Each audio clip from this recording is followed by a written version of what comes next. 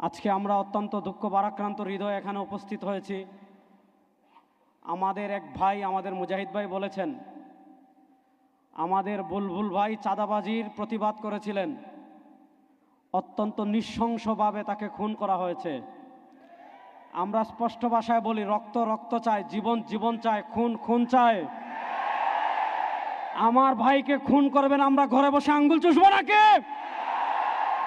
সরকারকে বলবো, আগামী 24 ঘন্টার ভিতর আমার ভাইয়ের খুনের বিচার চাই। আমাদের শরীরে চাঁদাবাজির কোনো গন্ধ নাই।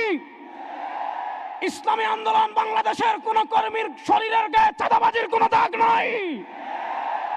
2024-এর জুলাই আগস্টের বিপ্লবে পীর সাহেব চরমোনাই নেতৃত্ব দিয়েছেন। তার কর্মীরা চাঁদাবাজির প্রতিরোধ করবে, তাদেরকে খুন করবেন, বাংলাদেশে আগুন জ্বালিয়ে দেব। 2 নম্বর কথা বলবো, 2024-এর জুলাই আগস্টের গণবিপ্লবের আমরা আল্লাহর জন্য রাস্তায় নেমেছিলাম, এজন্য আমাদের নেতারা ক্রেডিটবাজি করেন না।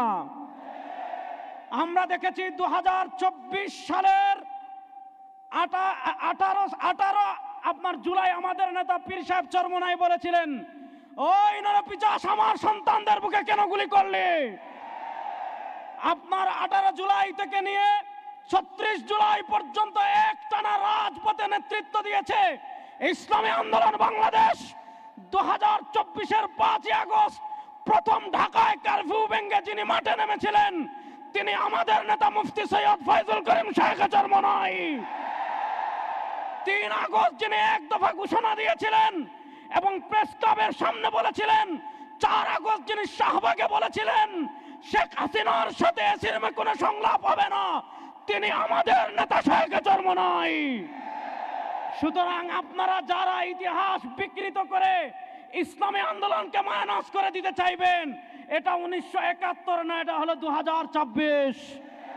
সুতরাং আমরা স্পষ্ট করে বলি, 2024-এ পীর সাহেব চরমোনাই জীবনের মায়া উপেক্ষা করে রাজপথে বের হয়েছেন।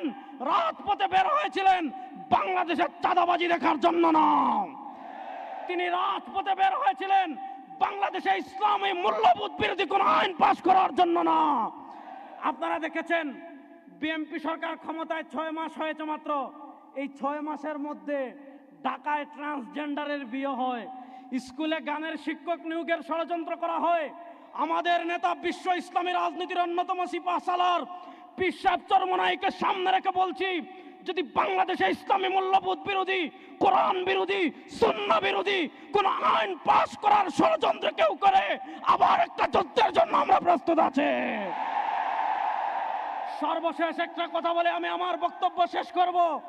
2024-এ বাংলাদেশে যখন ইসলামকে ক্ষমতায় নেওয়ার সময় এসেছিল, আমরা দেখেছি কেউ ভারতের এমবাসির কাছে বিক্রি হয়েছে, আবার ইসলাম নামদারি কেউ আমেরিকার কাছে বিক্রি হয়েছিল।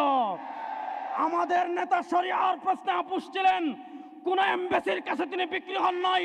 রব্বে কাবার কসম করে বলছি, আমাদের নেতা শরিয়ার পক্ষে ছিলেন।